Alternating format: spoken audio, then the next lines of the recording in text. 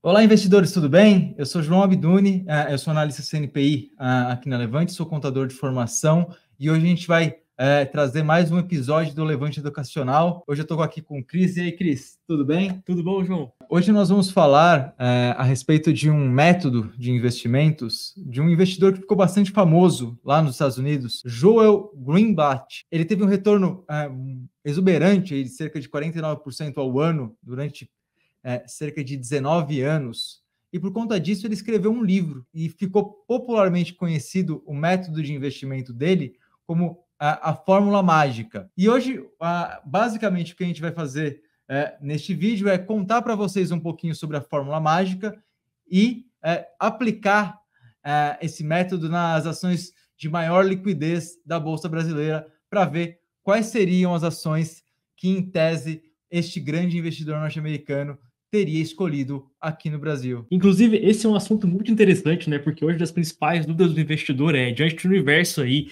de mais de 400 ações que a gente tem na bolsa, como que a gente pode escolher as melhores ações para investir, aquelas que têm maior potencial e que estão mais adequadas com o nosso perfil de investidor, né? Com a nossa carteira. E nesse contexto, existe a fórmula mágica, uma ferramenta que se propõe a indicar para a gente quais são as melhores ações do universo da bolsa para a gente investir. E bom, como o João acabou de comentar, o Joel Greenblatt, ele conseguiu um retorno aí impressionante de 49% ao ano por quase 2 décadas, né? Ele ingressou no mercado financeiro, criou seu próprio fundo de investimentos lá em 85, e durante aí o período que ele comandou esse fundo, né, o Gotham Capital, ele conseguiu esse retorno absurdo de 49% ao ano, se tornando aí um dos maiores gestores de toda a história, usando o que ele publicou no livro dele depois, a Fórmula Mágica. A fórmula é, de certa maneira, simples. Ela tem basicamente dois pilares básicos. A primeira delas, ela vai classificar a listagem de empresa. No caso aqui, a gente pegou cerca de 450 empresas que tem na bolsa, filtramos as 90 mais líquidas e usamos essas 90 mais líquidas para realizar o estudo. Classificamos ela de 1 a 90 pelo ROIC. Então, a empresa que tem o maior ROIC, que é o retorno sobre o capital empregado, seria a número 1, e a que tiver o menor ROIC seria a número 90. E esse seria um dos dois fatores da fórmula deste investidor. E bom, como funciona essa fórmula? A lógica é bem simples. A lógica da fórmula é a gente conseguir identificar boas empresas, né, que têm uma boa qualidade na sua operação, que gerem um retorno consistente para o acionista e ao mesmo tempo que são baratas. E para isso a gente vai usar basicamente dois indicadores: o ROIC e o Earnings Yield. A gente vai explicar na sequência. O ROIC, ele é o retorno sobre capital empregado, ou seja, quanto que aquela empresa retorna dado a estrutura de capital nela empregada. A estrutura de capital de uma empresa é o capital social, ou no caso de uma empresa de capital aberto, pode ser considerado market cap, mais a dívida líquida. Ou seja, se a gente tiver o retorno medido pelo EBIT dividido pelo capital empregado, nós teremos o ROIC. E o que a fórmula mágica faz é basicamente observar quais são as empresas que têm o maior ROIC e classificar ela, no nosso caso, de 1 até 90. A posição número 1 será da empresa que tem o maior ROIC e a posição 90 será daquela que tiver o menor ROIC. A somatória das duas partes da fórmula vai privilegiar aquela que tiver a menor soma no final do exercício. A gente está falando de 1 até 90 porque a gente rodou um estudo que a gente vai mostrar para vocês aqui, pegando as 90 empresas mais líquidas que a gente tem na bolsa e aplicando na prática para ver se essa fórmula funciona. Mas se você quiser analisar de todo o Bovespa, por exemplo, que são mais de 400 empresas, você vai fazer esse ranqueamento de 1 até 400. A melhor empresa com a nota 1 e a pior com a nota lá na posição 400. Eu não lembro quantas empresas tem na bolsa agora, mas essa é a lógica. O outro indicador que a gente vai utilizar, que na verdade é o indicador que a fórmula mágica utiliza, é o Earnings Yield, que nada mais é que você pegar o EBIT. O que é o EBIT? Na demonstração dos resultados do exercício, a DRE, uma empresa tem receita, custos e despesa. E o EBIT é basicamente o lucro operacional de uma empresa. Então você pega a receita, desconta custos e despesas e você vai chegar no EBIT. O EBIT dividido pelo Enterprise Value, ou valor da firma, que nada mais é market cap mais dívida líquida, um dividido pelo outro, você vai chegar no Earnings Yield. O EBIT é receita menos custos, menos despesa. Você vai chegar no lucro operacional, também na sigla em inglês EBIT, que é o Earnings Before Interest and Tax, que seria basicamente o lucro operacional da empresa. E aí, você vai dividir isso pelo Enterprise Value, que é o valor de mercado mais a dívida líquida.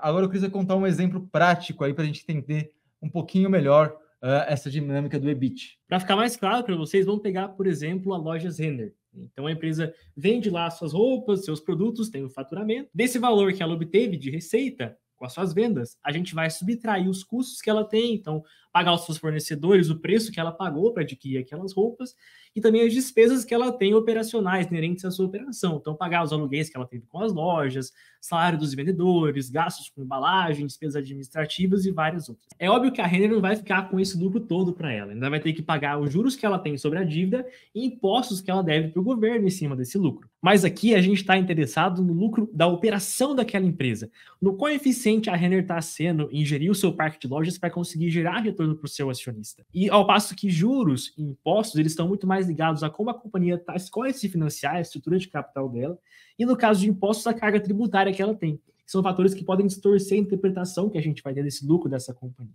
Então a gente foca no lucro operacional, que é o EBIT. E o EV, o Enterprise Value, ou o valor da firma, ele é aquilo que a empresa vale como um todo. Quanto você gastaria para comprar toda aquela operação em bolsa, que é o valor de mercado, mais a dívida líquida, que é quanto que os credores, bancos primordialmente, colocaram ali para formar o capital alocado daquela companhia. Então, basicamente, a fórmula mágica compreende 2 indicadores. Acho que então a gente teve um indicador que é o ROIC, que ele indica o quão rentável, um indicador de rentabilidade é aquele negócio, quanto mais rentável, melhor. E o outro indicador é o quão barato é aquele negócio, que é o earnings yield, ou seja, quanto mais earnings yield, que é o retorno por ano, mais ou menos de uma operação, mais barato aquele ativo está. E quanto mais barato, ele vai receber uma nota menor. Um indicador de rentabilidade e o outro de valuation. Na fórmula, ele vai ranquear os menores, né? Ele vai de 1 até, no caso do exemplo de hoje, 90, e aquele que tivesse, por exemplo, uma somatória de o melhor ROIC com o melhor earnings yield, ele somaria 2, por exemplo, seria o campeão aqui do nosso estudo. Mas a gente vai fazer um exemplo prático, isso vai ficar mais claro ao longo do episódio de hoje. Então, basicamente, acho que o ROIC vai gerar para a gente o quanto de retorno você vai ter para cada real que você investe naquela empresa, né? Então, como você falou, medida de rentabilidade e eficiência. E daí, gente, o EBIT sobrevive, como o João comentou, a medida de valuation, né? A gente está vendo o quanto de lucro operacional aquela empresa gera em relação ao quanto que ela está sendo avaliada hoje por todo o capital que você tem investido para comprar aquela operação, né?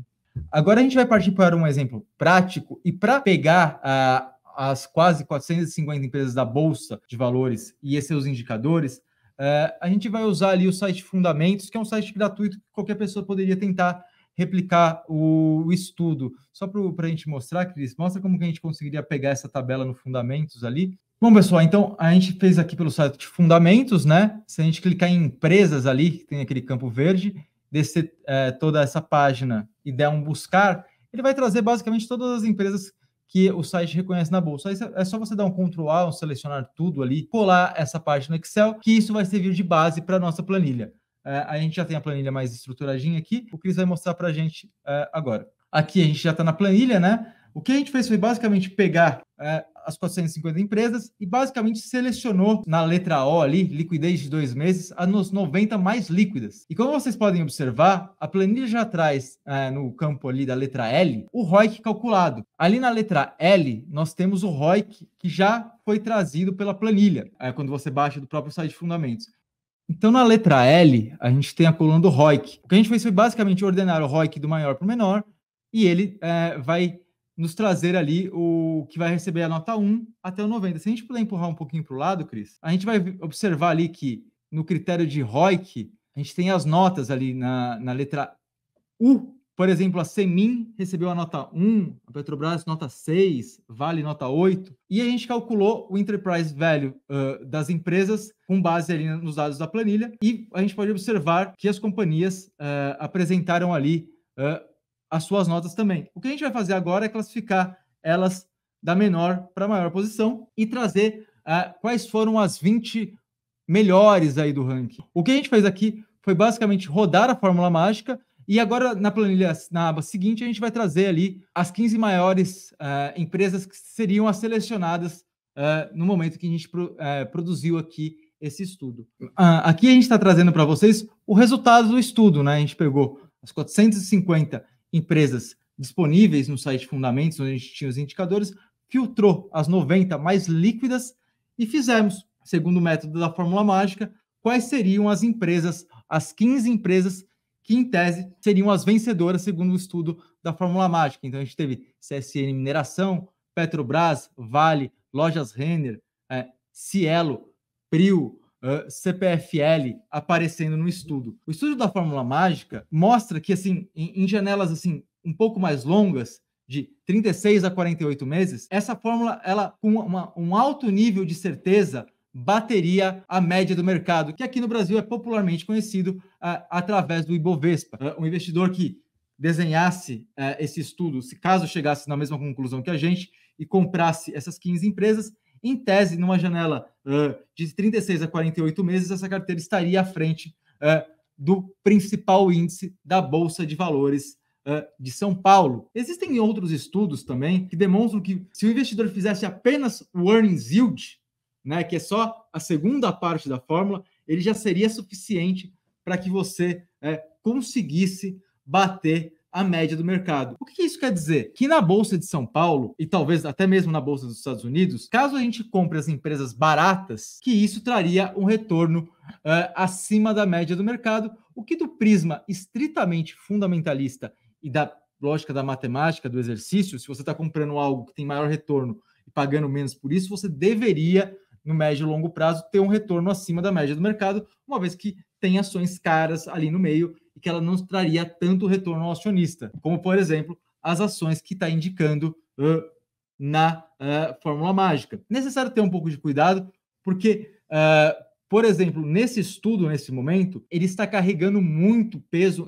no setor de commodity. Talvez seria interessante a gente ponderar ali setorialmente para não ficar excessivamente carregado em um único setor e gerar uma exposição desnecessária, por exemplo, no setor de mineração, dado que a primeira e a terceira posição são de mineração. Não estou dizendo que a gente não deveria ter a posição, mas apenas ponderar ali pesos para evitar uma concentração excessiva. Uma maneira simples da gente fazer isso era, por exemplo, atribuir 7,5% de alocação para as 15 empresas. Você já diluiria ali, de alguma forma, a sua exposição. De maneira geral, na minha parte, seria essa visão que a gente gostaria de trazer para vocês, conhecer um pouquinho mais sobre essa fórmula mágica, o resultado do nosso estudo e deixar isso como uma alternativa, não para que você selecione as empresas diretamente por isso, mas para que ela possa servir de uma maneira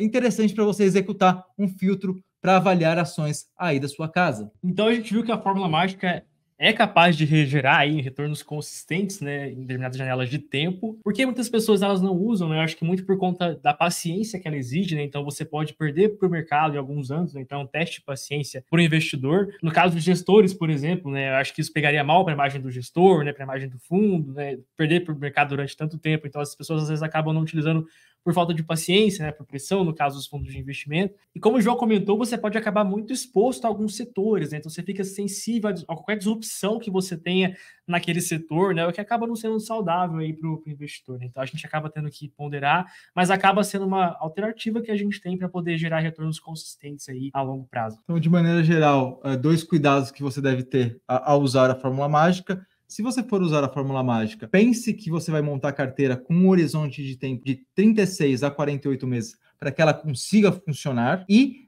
tomar um pouquinho de cuidado na alocação setorial, não focar excessivamente num único setor, como, por exemplo, mineração, que é um dos setores que apareceu ali com bastante peso no nosso estudo da fórmula mágica. Mas, de maneira geral, era essa a mensagem que a gente gostaria de trazer para vocês no dia de hoje. Espero que tenham gostado e até a próxima. Um forte abraço. Um abraço.